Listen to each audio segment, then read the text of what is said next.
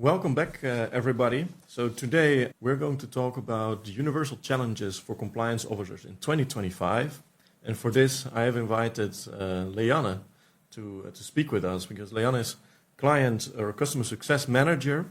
Over 4 years, you speak with compliance officers daily. And yeah, we're looking forward to hear from you.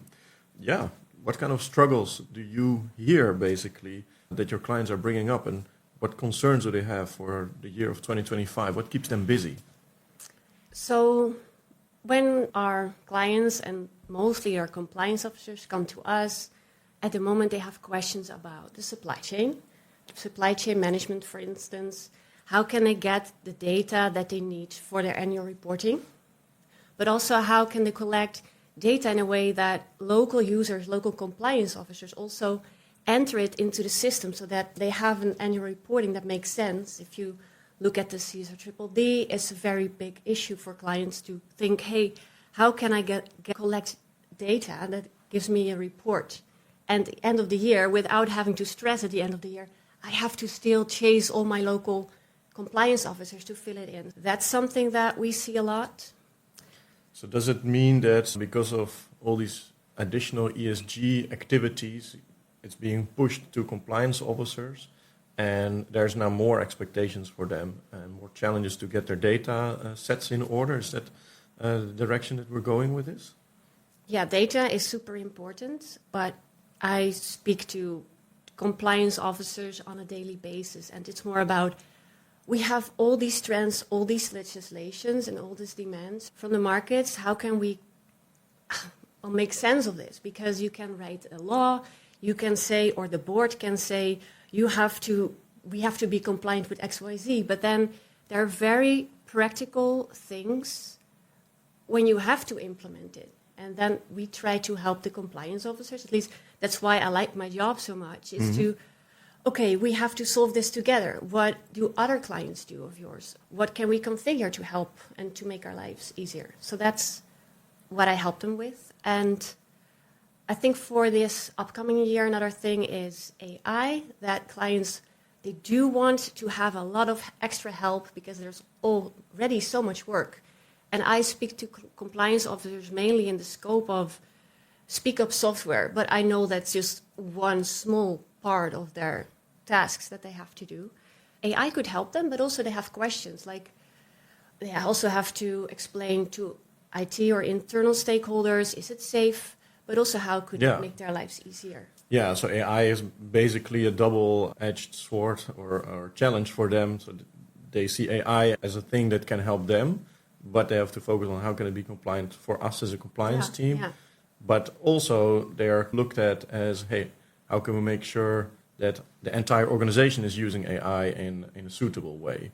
And that's, of course, quite challenging because these tools are readily available for everybody and very low barrierly available, and there's a lot of risk with sensitive information being entered in these kind of tools, of course. Martijn, you're more on the sales side. What questions do you get on AI? What are the fears of? That's a good point. So I think from the side when we're presenting AI, most of the time is the concern, sounds great that it can help so much. What does it do to our data? Is it not learning on our data? And these kind of challenges, because then that makes total sense, because when we're talking about case management and whistleblowing type of data, you do not want an AI to take away learnings from that and start using that in other areas of this AI realm. And of course, we make sure that doesn't happen, but there are quite a number of hoops to go through to make organizations comfortable with that decision, right? Because I think for a lot of organizations, especially the generative AI, the new AI that everybody's talking about now, that is quite new. And organizations are seeking the right ways to assess whether a specific AI solution tool is indeed safe to use. So that's a journey to go through for those compliance teams. I can understand that.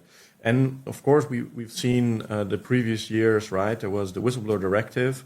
When I hear with new clients, and probably for the same for you, not everybody is finished with implementing the whistleblower directive. So if you're still struggling with that, you're not alone.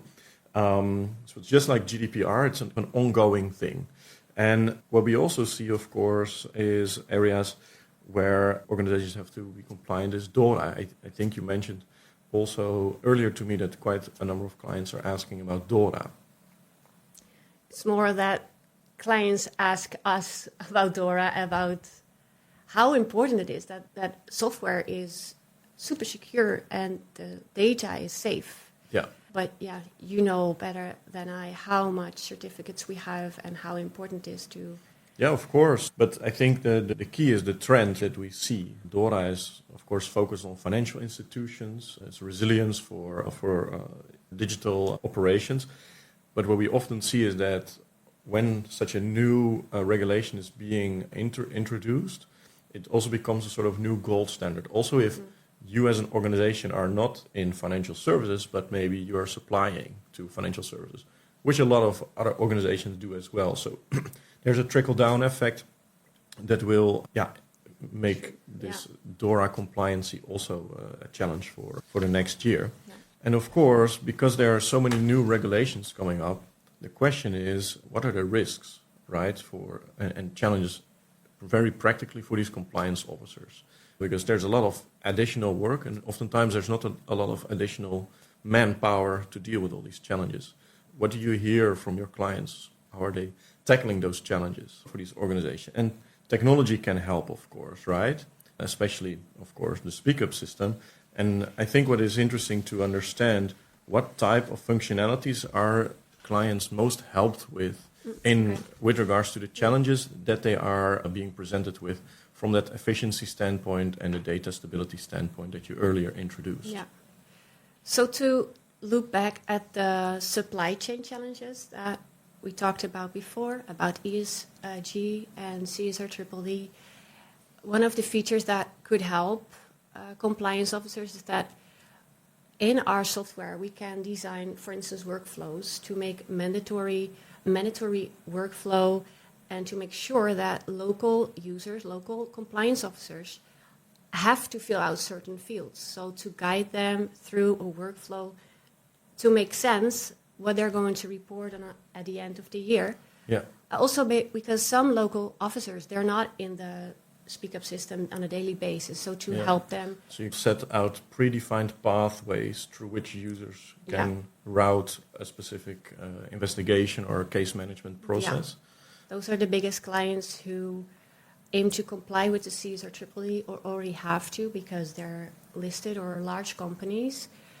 And what I always say to my clients as well is, what do you need to report on? Because what you put in your system, you get out of it. So that's the fields that we configure. But also, what does your process look like? And there are some best practices and some structures. But I think what we want to do in our software is that it's super highly configurable. And they can configure it in a way that fits their process. All right. So basically, because there's the clients like the way that we set out predefined pathways that enforces all users to go through the same steps, which results in a stable data set. And from there on out, the analytics process becomes much more easy because it's already all available right there. And I think you also mentioned to me when we were having coffee yesterday that nowadays a lot of organizations really, the way that at the end of the process, data retention can be managed in an efficient way, which in the past used to be quite a lot of manual work, I would say. Is that indeed something that plays a role in making lives easier and more efficient for clients?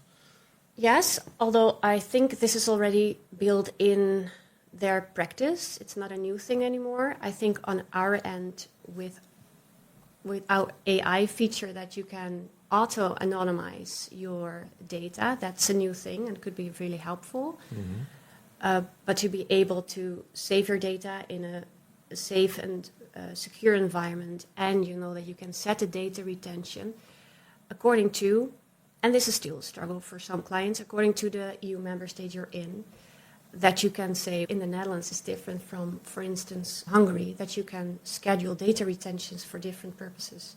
Yeah. Yeah, so that's still, again, handy. Yeah. All right, so that's the technology part, right? But what other areas play a role when we talk about strengthening mechanisms for speaking up in organizations? Because I think you are not only focusing on implementing a software, right? You help organizations in a broader fashion. Yeah, and that's also what I really like. And sometimes maybe we forget it when there's so many new legislations and stipulations that we have to comply to as compliance officers. To zoom out a little bit, we work together with Transparency International a lot, and what they say is a whistleblowing tool still a number one fraud detector mechanism is the most important thing to have in place. So to focus on that, and also not only about the technical setup, but everything that's important, because the software is only one part of building a speak-up culture. It's about what other channels do you have? Do you have a safe culture? Do you have trainings for people if you know how to have an open dialogue with maybe a colleague who's doing something that you're not comfortable with? Can you go to HR? Are you taken seriously? But also, how is the speak-up line managed? And not from a very legal standpoint, but also try to build trust first with the reporter again, because oftentimes speak-up is a last resort channel. You can speak up anonymously, and that makes it safe for the reporter. So all these things matter, and I think when you deal with the reporter in a way that it's respectful, that you give clarity and transparency, and you handle the investigations well, this is something that you're building a reputation with in the company, and that is very good, super important. Yeah, so I think all of that revolves around communication, right? Communication and awareness towards the employees in your organization or the employees in your supply chain. Yeah. And I think that this is the biggest risk, right? Like, if you don't communicate in the right way, doesn't matter how well you've technically set up a system, you're going to miss out on reports, right? I think there is a research about that. Yeah, so if it's interesting also in your employee surveys to ask, do you know that we have a speak-up line in place? Because sometimes organizations don't receive reports, but you don't know why.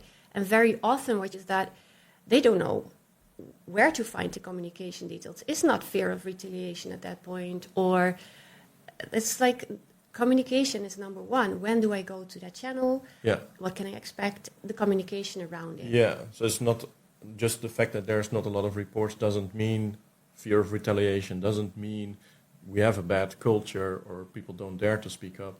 Could also just be something similar. They don't know where to go. Exactly. All right. And I think what you can also do in our system is to enter cases manually. So you can see how many reports were made through HR or maybe trust persons or other reporting channels. Because if people use those channels, which is amazing, if they're courageous enough to go there without sharing or with sharing their identity, then you don't need the last resort speak-up channel. So this is a way to know, hey, what's happening in the organization? Is there a safe environment to talk about? And communication to the extent of using the right URLs, the QR codes. And there is actually something that our clients are looking for a solution now, which also leads back to communication, but also ESG. It's our clients in the fashion industry, they source from maybe one factory in, let's say, Bangladesh. Yep. They all use the same fabric. But now, under the CSRD, Triple D, and the ESG, you need to share your speak-up details at the factory all down the value chain. Oh, that's interesting. So there are 5 speak-up channels for those people. I can just see and imagine a big wall when, something goes wrong here in the factory. What should it be? What brand which client or brand did I work for today? Which poster should I now use? Where should this fabric go to? And that is also a trend I see that the big organizations are looking to work together on this and maybe have more a speak-up system for industry-wide or value chain-wide. This is some of the struggles. But again... But these are really interesting conversations, of course, and it's not said that there is a direct, straightforward solution for it, but it's, of course, fantastic to see that you are engaging with clients on those real practical challenges that is not only an individual client challenge, but it's actually an industry or even a regulatory challenge in itself, because the regulation is asking something from companies which is actually quite complicated to achieve. Yeah. And I think that's the life of compliance officers in general. It's like the universal challenge for compliance officers. That's one of the actual universal challenges. Yeah. Earlier, we also talked about compliance teams being restricted in their resources, right? New stuff is coming to their desk. Still, though, we do see that some companies really struggle with all of this, but some companies really thrive. And I'm curious to see from your first-hand experience, where does that difference come from? Why do some companies have it so much difficult, and why do others do it so much easier? At least that's what it seems like to me. Yeah, I think if you, as a compliance team, know where the board wants to go, the organization wants to go, that there are always new laws coming up anyway. You just look at society, what's important, sustainability is important, environment, AI, all this is coming our way. To take a step back and to look a little bit at the bigger picture. How can we make a strategy to really know that SpeakUp culture and these mechanisms that we're building are super important? And an illustration about this is one of the biggest puzzles and headaches for compliance officers was under the EU whistleblowing directive, where it was required to, for every legal entity over 250 employees, to set up a separate channel. What is a channel? Is that a SpeakUp software channel? Is that you go to your HR person? All these things were we just talked about amongst each other. So we put the compliance officers together and like, how do you deal with it? And so you develop together with multiple compliance officers. Just struggle together to the opinion balance your solution. Yeah. Or your strategy, how to go about it. Yeah. And I think that's really key, is to bring people together that are facing the same similar challenges, because compliance does not exist all by themselves. Every company is different, but many of the overarching challenges, they are of course the same. And that's of course great to bring people together and find solutions together. And there's not one solution. There are multiple solutions for the same problem, and this all depends on the company's appetite for risk and the company's approach toward these kind of legislation. And a long-term commitment to a strategy, because if you know where you're going, then you're not just shaken with all the new requirements. So this is mostly coming in the end from the board to put a very clear tip on the horizon. That's where we're going. What I hear is also important to embrace the fact that change is a continuous reality, and that you have to basically set up your compliance organization to deal with that change all the time as well. Yeah, so I think we can start to round it off. I think it was really interesting conversation, Leanne. Thanks for sharing your thoughts. So what we see is that legal developments, regulatory developments are continuous.